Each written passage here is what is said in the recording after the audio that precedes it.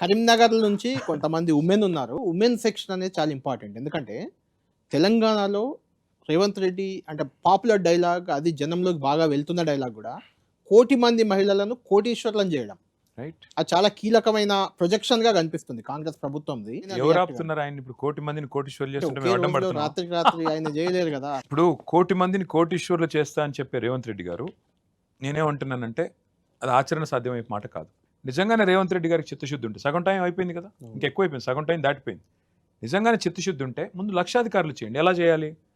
నెలకు 2500, సంవత్సరానికి 12 ఇంటూ 2500 అంటే 30,000. 5 ఏళ్ళకి ఇవ్వాల్సింది ఎంత నువ్వు? 1,50,000 ఒక్కొక్కరికి.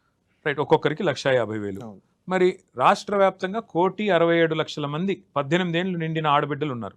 వారందరూ ఎదురు చూస్తున్నారు ఎప్పుడు రేవంత్ రెడ్డి గారు మా ఖాతాలో నెలకు 2,500 వేస్తారని. రేవంత్ రెడ్డి గారు కనుక నేను మీ 10 టీవీ సాక్షిగా నా పుట్టినరోజు చెప్తా ఉన్నా.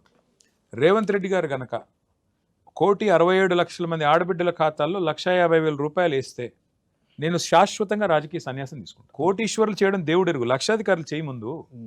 సార్ నేను ఎన్నో రోజులుగా అడగాలనుకుంటున్నాను ఇది. మీరు అడిగేసి ఒక ఐటీ మినిస్టర్ గారు అయి ఉండి మనం కర్ణాటకలో ప్రతిపాదన తీసుకొచ్చింది చూసాము. సెల్ఫ్ ఎంప్లాయ్మెంట్ అనేది వాళ్ళు ఇంప్లిమెంట్ చేయాలనుకుంటున్నారు ఐటీ సెక్టార్ లో. Like 70% of the people should be from Karnataka and 30% we can be taken from the others like an migrants. But why our Telangana government, our TRS government did not think about this? Modi గారితో Yes, sir. KCR గారు ఈ 95% reservation అని తీసుకొని పోతే మోడీ గారు అన్న మాట ఏంటంటే, ఏమైనా నువ్వు ప్రత్యేక దేశం అనుకుంటున్నావా, ఏమనుకుంటున్నావు, నీకు ఎట్లా ఇస్తారు 95% అంటే, సార్ మా ఇప్పుడు నీవు చెప్పిందే చెప్పారు ఆయన, నీళ్లు నిధులు నియామకాలు ఇదే అండి మా స్లోగన్ అని.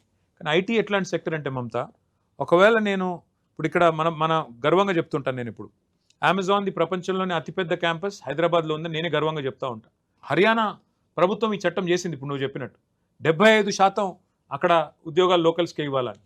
హర్యానాలో మారుతి సుజుకి ప్లాంట్ ఉంటుంది, అది అక్కడ నుంచి వెళ్ళిపోయింది ఈ చట్టం చేసిన తర్వాత.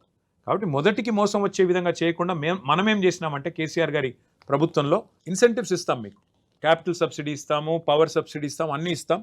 తెలంగాణ పిల్లలకి మీరు ఎక్కువ అవకాశాలు ఇస్తే ఇంకో 10% ఎక్కువ ఇస్తామని చెప్పాం. అట్లా రివర్స్లో వచ్చామన్నమాట. ఇన్స్టెడ్ ఆఫ్ సేయింగ్ ఇది మ్యాండేటరీ అని చెప్పకుండా తెలంగాణ లోకల్స్కి మీరు అవకాశాలు ఇస్తే will give you more incentive అనే పాలసీ తెచ్చాం.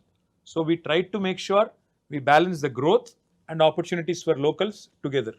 తెలంగాణలో ఉన్న ప్రతి ఒక్కరు ఉద్యమకారుడే. ఆ మాటకు వస్తే 90% ఉద్యమంలో ఉన్న వాళ్ళే. అందరినీ చేయలేకపోయినా మీరు కూడా కొంతమంది ఉద్యమంలో లేని వారిని తెచ్చి నెత్తిన పెట్టుకున్నారు.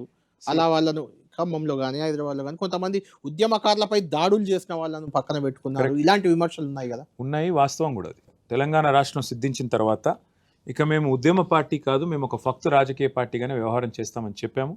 మరి రాజకీయ పార్టీల్లో చేరికలు, రాజకీయ పార్టీల్లో మరి వివిధ రాజకీయ పార్టీల నుంచి వచ్చి చేరడాలు కామన్గా జరుగుతూ ఉంటాయి. అందులో భాగంగా కొన్ని జరిగాయి.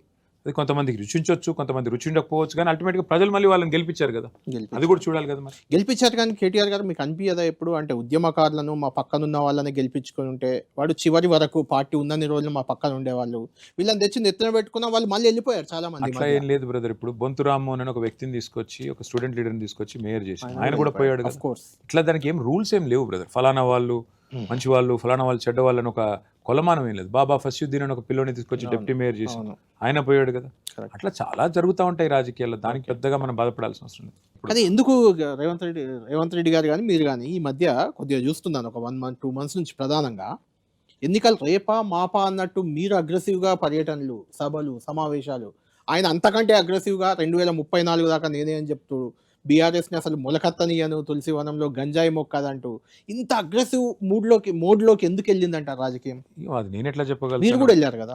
మా కార్యకర్తల మీటింగ్లో నేనేదో మా కార్యకర్తలను ఉత్సాహపరచడానికి నేను మాట్లాడతాను. ఆయన ముఖ్యమంత్రి, ఆయనకేం అవసరం అసలు మాతో పోటీ పడేది?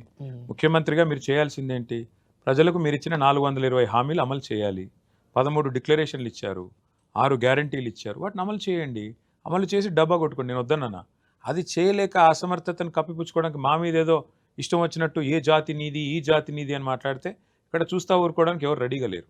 ఎందుకంటే నువ్వు ఒక అసమర్థుడు అని చెప్పాల్సి వస్తుంది. ఏ జాతి నీది అంటే నీలాగా సంచులు మోసే జాతి కాదని చెప్పాల్సి వస్తుంది. ఏ జాతి నీది అంటే నీలాగా తెలంగాణను వ్యతిరేకించిన జాతి కాదు అని చెప్పాల్సి వస్తుంది. ఏ జాతి నీది అంటే చెప్పాల్సి వస్తుంది. నీళ్ళుండి కూడా ఇవ్వలేని అసమర్థ జాతి మాత్రం కాదు, తెలంగాణలో సాగునీటి రంగంలో నెంబర్ 1 చేసిన జాతి నాదని చెప్పాల్సి వస్తుంది.